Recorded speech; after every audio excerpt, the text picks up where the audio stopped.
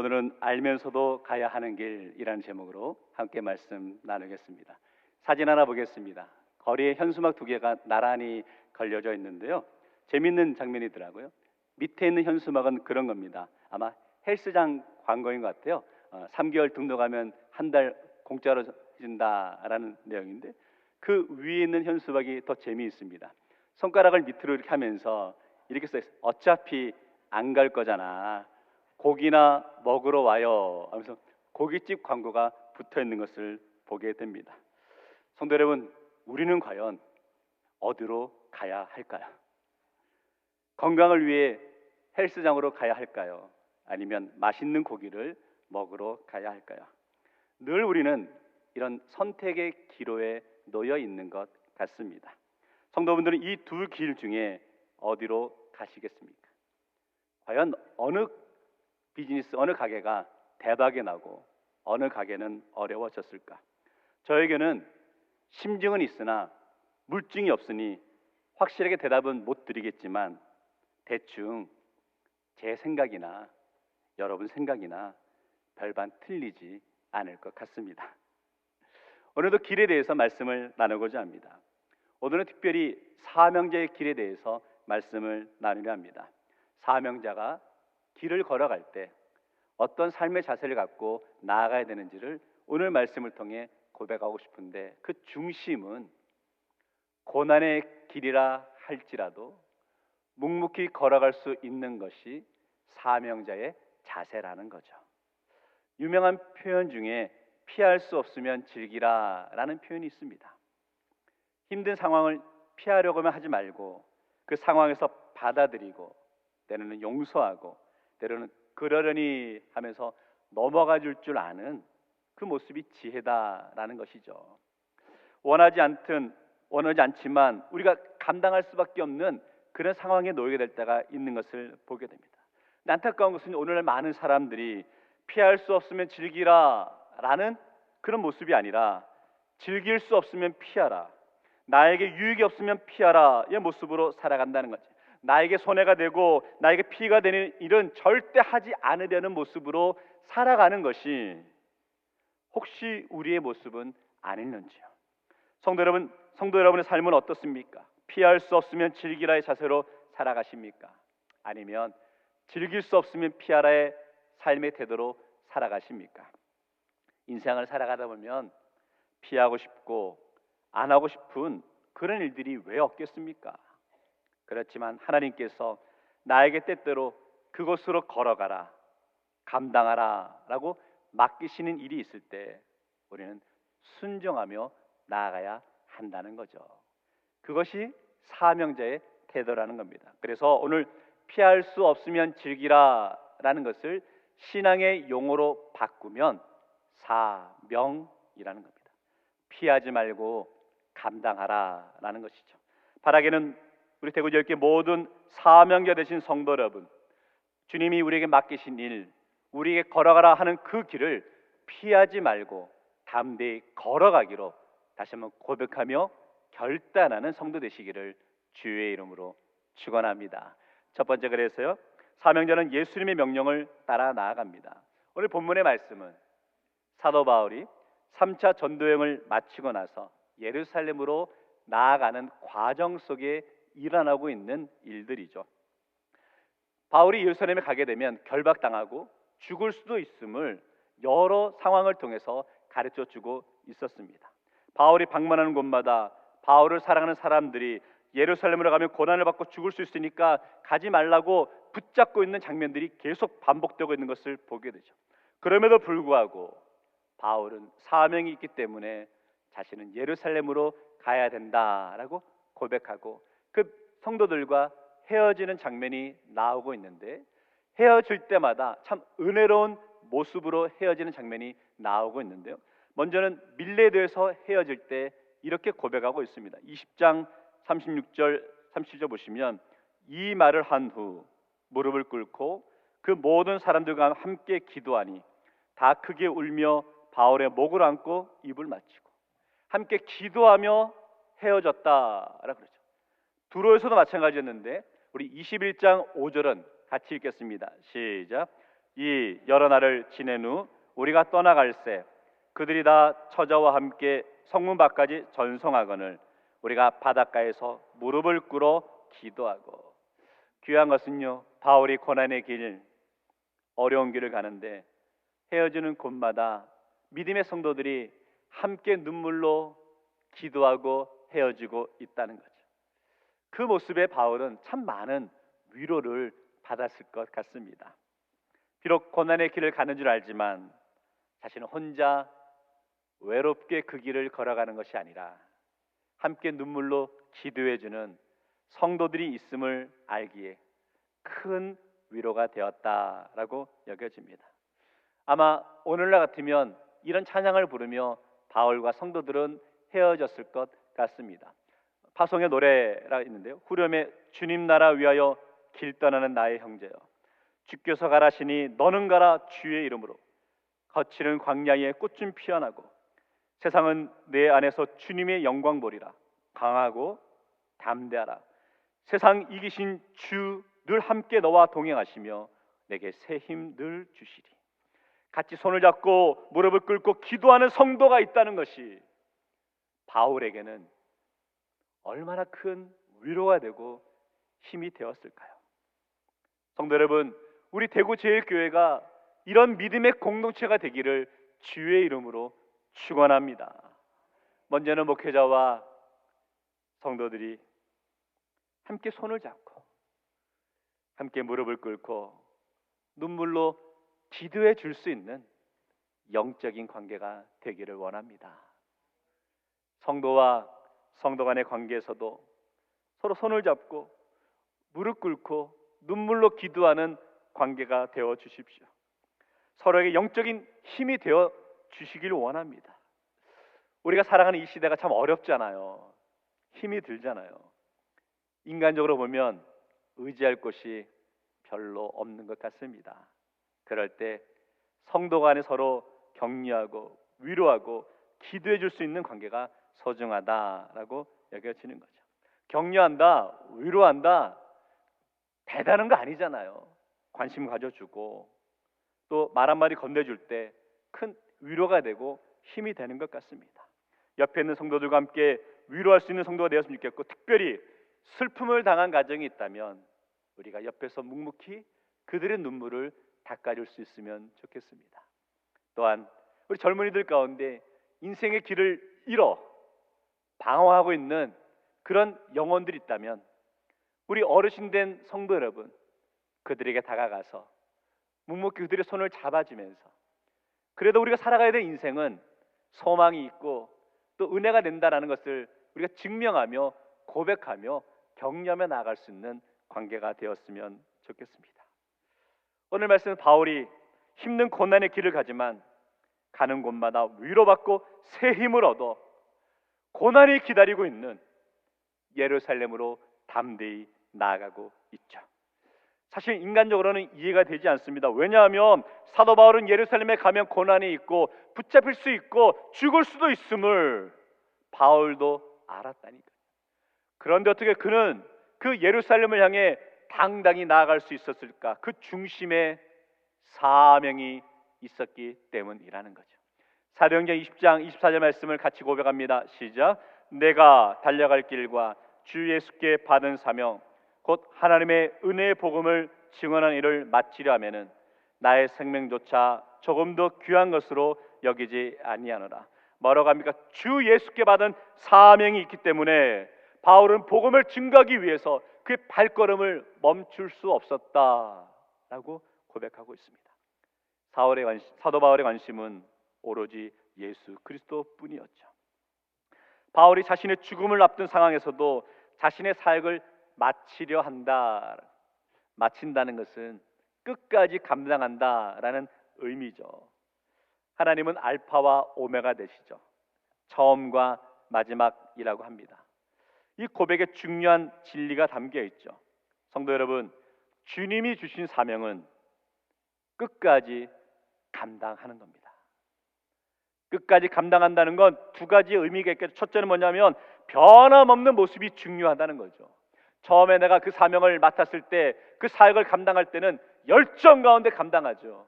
그런데 혹시 시간이 지나가며 상황이 바뀌어가며 그 열정이 조금은 식어 있으시지 않으시냐는 거예요.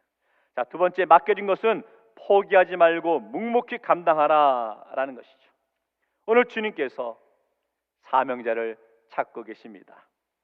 성도 여러분, 주님이 맡겨주신 사명을 감당할 때 힘들 때나 기쁠 때나 슬플 때나 몸이 아플 때나 건강할 때나 감정이 상할 때나 좋을 때나 변함없이 끝까지 맡겨진 사명을 감당하며 나아갈 수 있는 우리 믿음의 성도 되시기를 주의 이름으로 축원합니다.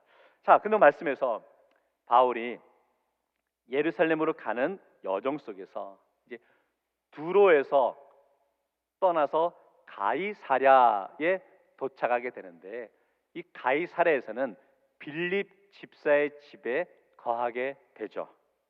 그런데 이 바울이 빌립 집사의 집에 거하게 되는 건 굉장한 의미를 갖고 있습니다. 오늘 8절 말씀에 이렇게 말합니다. 이튿날 떠나 가이사랴에 이르러 7 집사 중 하나인 전도자 빌립의 집에 들어가서 머무르니라. 누가 등장하냐면 빌립이 등장하죠. 빌립이 바울을 맞이해 줍니다. 그런데 이 모습이 사실은 엄청난 모습입니다. 바울과 빌립은 약 20여 년 전 서로 헤어졌다가 이제 다시 만나게 되는 장면이죠. 빌립이 바울을 만나는 그 순간 소위 만감이 교차했을 것 같습니다. 왜냐하면 빌립이 바울을 보는 그 순간 빌립에게는 사도행전 8장에서의 그 사건이 떠올랐기 때문이죠. 사도행전 8장의 사건은 무엇이냐면 스데반이 돌에 맞아 죽는 장면이었습니다. 그때 스데반을 죽이는 주동자가 바로 바울이었죠. 8장 1절 말씀에 이렇게 기록하였습니다. 사울은 그가 스데반이 죽임 당함을 마땅히 여기더라. 그날에 예루살렘에 있는 교회에 큰 박해가 있어 사도 외에는 다 유대와 사마리아와 모든 땅으로 흩어지니라. 그래서 모든 성도들이 유대 땅에서 예루살렘에서 흩어지게 되었다는 거예요. 그 결과 4절과 5절은 같이 읽습니다. 시작.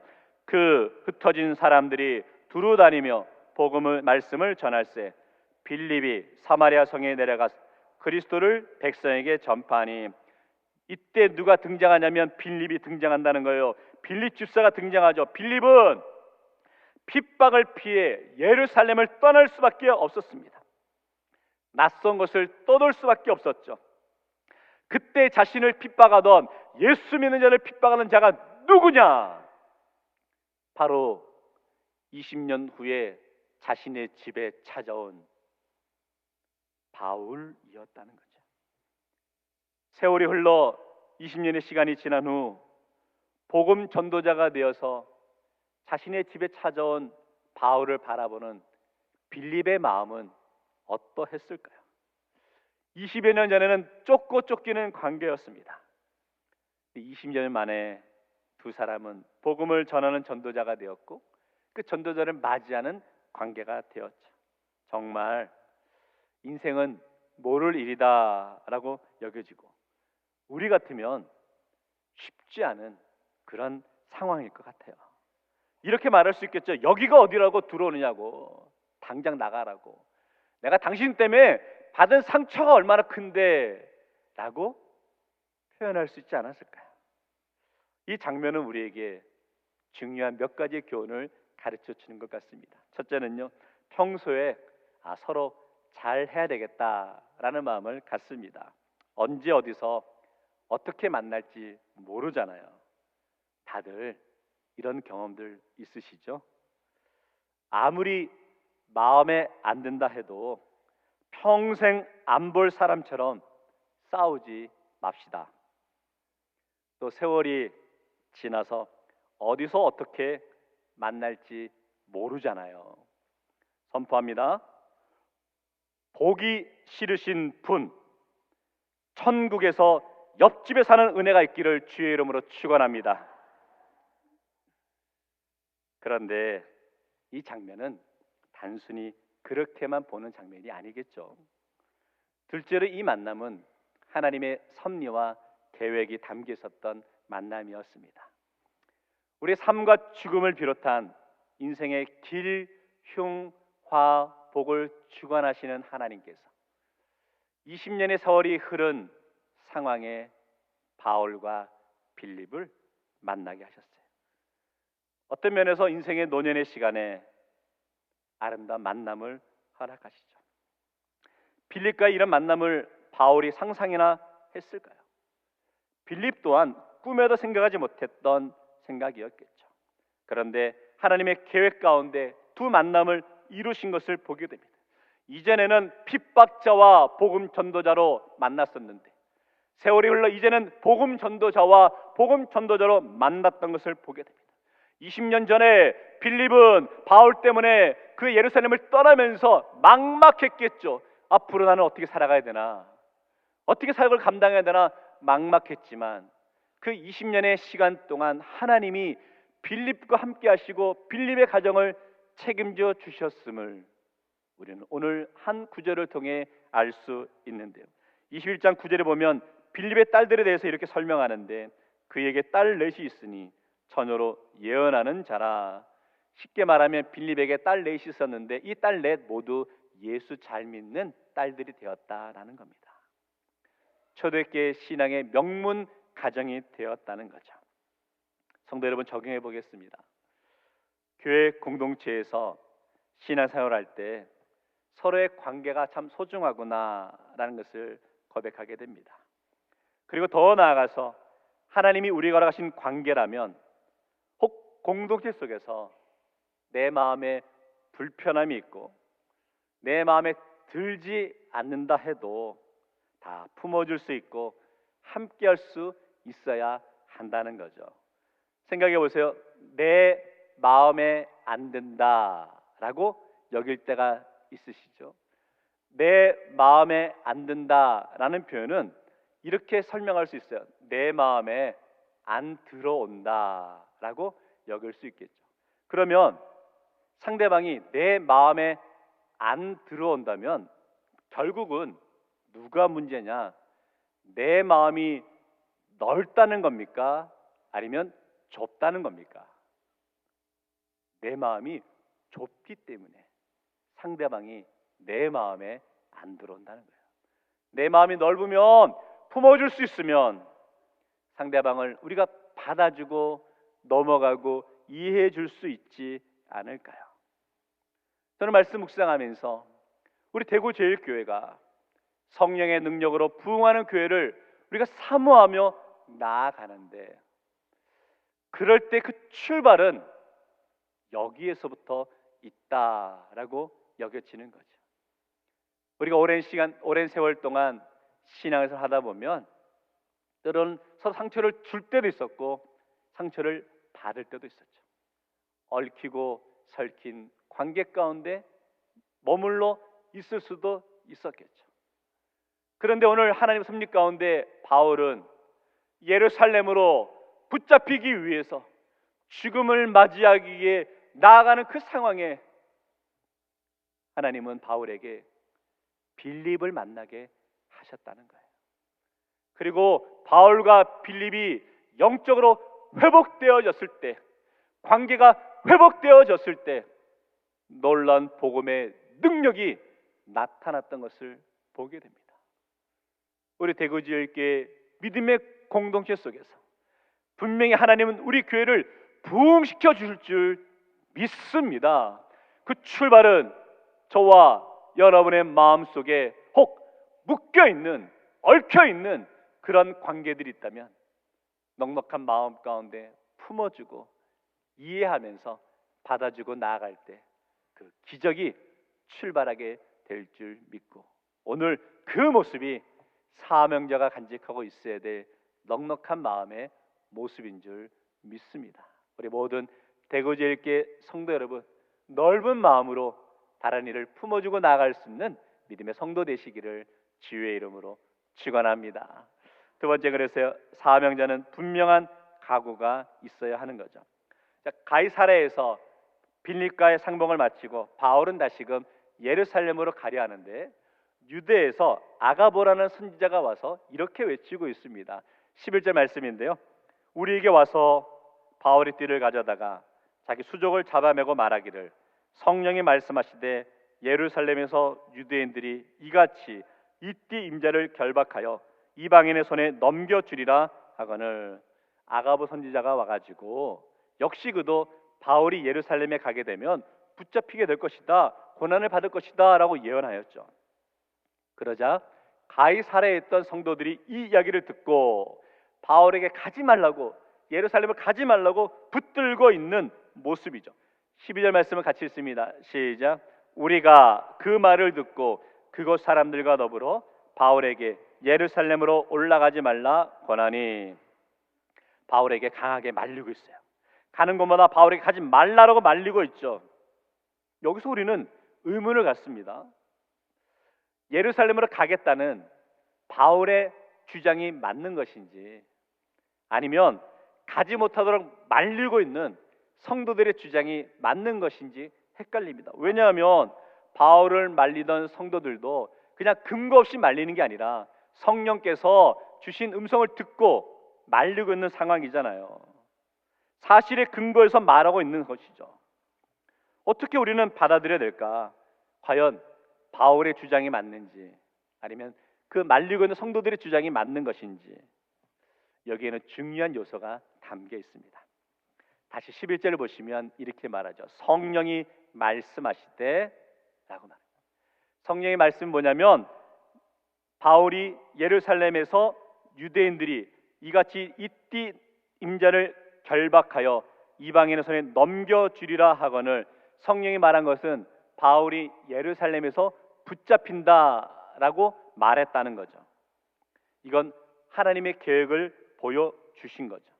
자, 그런데 성도들은 그 상황에서 가지 말라고 하는 거예요. 12절 다시 보시면 우리가 그 말을 듣고, 성령 하신 말씀을 듣고 그 다음에 자신의 이야기를 하는 거예요. 바울에게 예루살렘으로 올라가지 말라 권하니.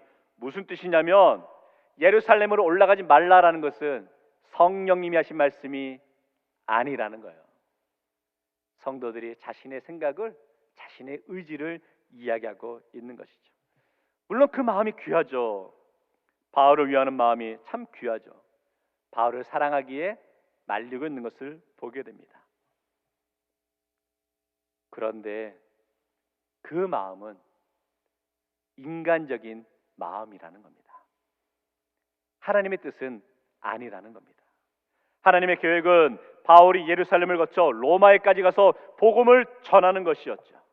그런데 인간적인 정과 인간적인 모습으로 바울의 이 여정을, 하나님의 계획을 막고 있는 것이 지금 성도들의 모습이었다는 거죠.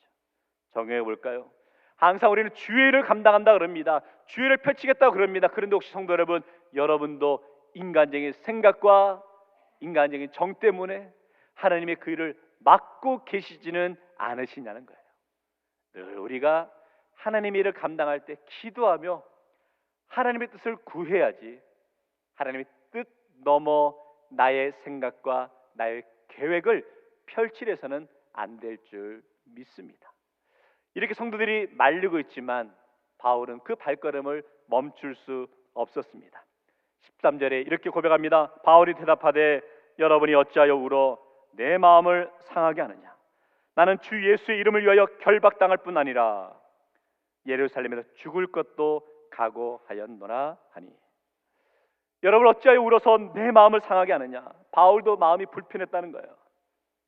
하지만 바울은 결코 흔들리지 않는 이유를 두 가지를 들어 설명하고 있죠. 첫째는 나는 주 예수의 이름을 위하여 결박받았다.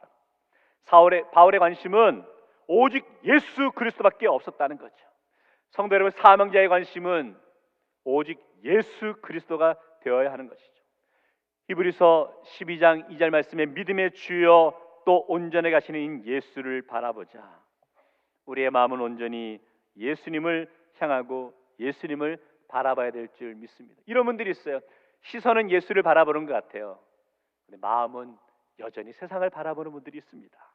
오늘 진정 하나님을 따르는 사명자라면 우리 시선이 예수를 바라본다면 우리의 마음도 예수님에게로 향해 있어야 될 줄 믿습니다. 자꾸 우리가 신앙생활에 실패하는 것이 시선은 예수님을 향하고 있는데 마음은 세상에 빼앗겨 있을 때가 있는 것을 보게 되는 거죠. 오늘 우리의 마음이 오로지 예수님을 향해 있어야 할 줄 믿습니다. 두 번째는요, 죽을 것도 각오하노라. 바울은 죽음을 두려워하지 않았습니다. 대표적인 구절이 있죠. 로마서 14장 8절 같이 읽을까요? 시작. 우리가 살아도 주를 위하여 살고 죽어도 주를 위하여 죽나니 그러므로 사나 죽으나 우리가 주의 것이로다. 사명자의 마지막 결단은 죽음의 자리까지 나아갈 수 있어야 된다라는 거죠. 사명자는 분명한 각오가 있어야 되는 거죠. 만약 어떤 분과의 인간관계 속에서 상대방이 원하는 것이 있을 때 그 상대방이 원하는 것을 들어주면 될 때가 있습니다. 예를 들어서 어떤 분이 와서 배고프다고 먹을 것을 좀 달라 그러면 그분들에겐 어떻게 하면 될까요? 먹을 것을 제공하면 되겠죠. 어떤 분이 오셔가지고 피곤하다고 좀 재워달라고 하는 분이 있으면 어떻게 하시면 될까요? 재워주면 되는 것이죠. 근데 어떤 분들이 와가지고 죽고 싶다 그런 분이 있으면 어떻게 하시면 될까요? 죽고 싶다라는 의미는 살고 싶다라는 뜻이겠죠. 그런데 예수님은 죽겠다 하시면서 정말 죽음의 자리로 가셨다는 거예요. 왜?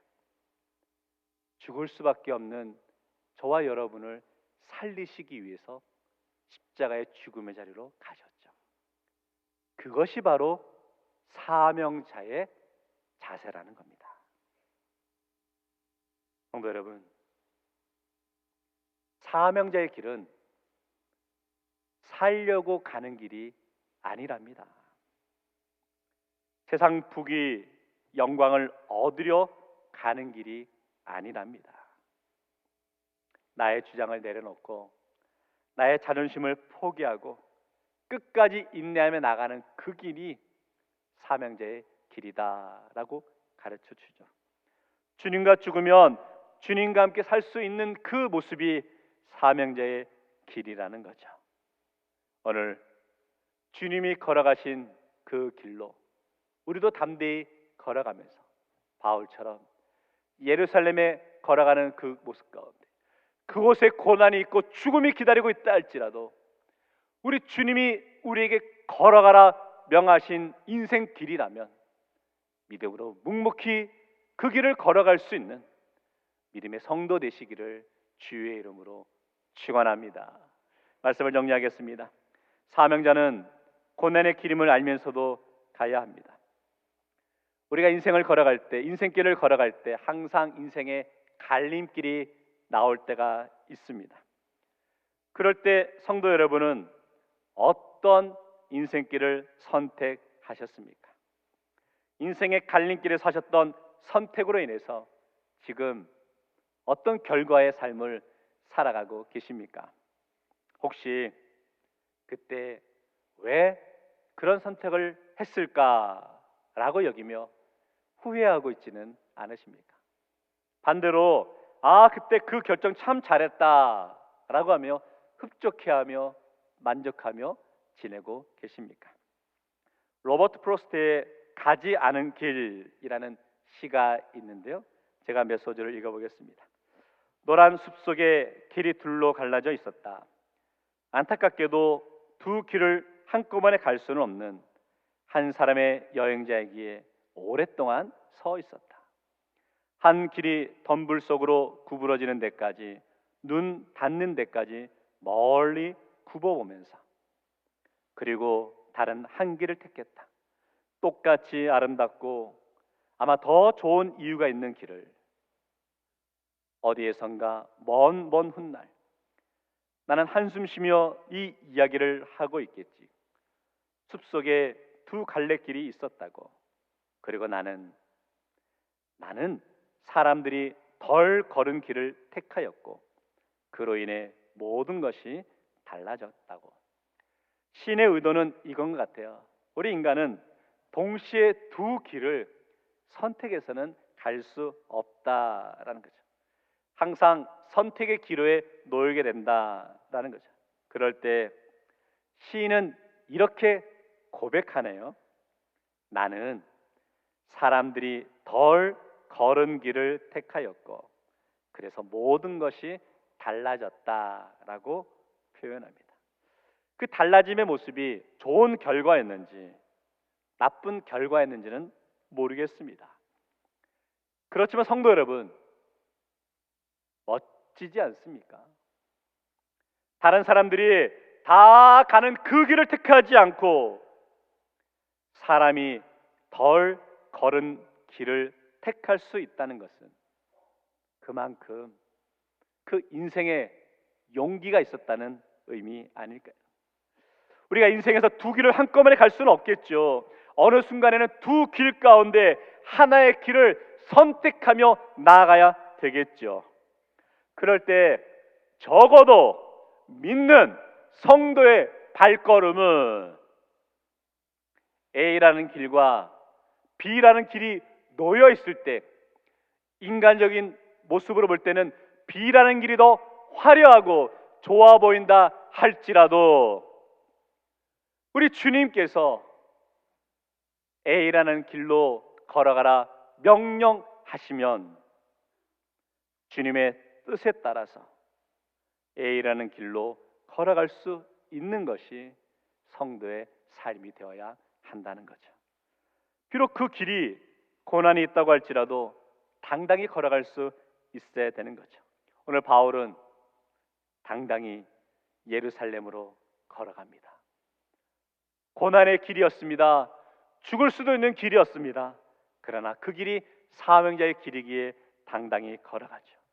성도 여러분, B라는 길이 좋아 보였지만 A라는 길은 고난의 길이라고 여겨졌지만 우리 주님이 A라는 길로 나가라 명령하셔서 우리가 A라는 길로 걸어갔다면 더 이상 B라는 그 길은 우리가 가지 못한 길이 아니라 그 B라는 길은 우리가 가지 않은 길이라는 거예요. 지금까지 걸어온 우리 인생길 가운데 그때 내가 왜 그 길을 가지 않았을까라는 후회 가운데 살아가는 성도가 있으십니까? 그러면 너무 서글프잖아요. 그러면 지금까지 우리가 걸어온 그 길이 너무 허무하게 느껴지시잖아요. 우리 하나님은 저와 여러분의 인생의 주관자 되신 줄 믿습니다. 하나님 우리 인생의 주인 되심을 믿습니다. 그러기에 우리가 택해 걸어온 그 인생길은 실패의 길이 아니라는 거예요. 비록 고난이 있었고 힘들고 어려운 순간이었지만 성도 여러분 그 길로 잘 걸어 오셨습니다. 더 이상 우리가 가지 않았던 B라는 그 길을 바라보며 후회하지 마시고 지금까지 우리가 걸어온 그 길이 주님이 우리에게 명하신 사명자의 길임을 믿고 고백하며 나아갈 수 있는 성도가 되기를 원합니다. 성도 여러분은 하나님의 주권을 믿으십니까? 하나님 여러분의 삶을 책임져 주심을 믿으십니까? 그렇다면 미련을 두지 말고 지금 우리가 걸어가는 그 길을 담대히 나아가 보십시오. 그리고 이렇게 한번 적용해 보았으면 좋겠습니다. 지금 우리가 선택한 신앙의 공동체, 우리가 섬기고 있는 대구 제일교회, 우리가 감당하고 있는 사역의 자리가 하나님이 우리에게 허락하신 맡기신 축복의 자리임을 고백하며 믿음으로 당당히 그 길을 걸어갈 수 있는 사명자가 되시기를 주의 이름으로 축원합니다. 기도하겠습니다. 사랑의 주님 참 감사합니다. 오늘 바울은 고난이 기다리고 있지만 주님이 맡기신 사명의 길이기에 당당히 예루살렘으로 향하는 모습을 보았습니다.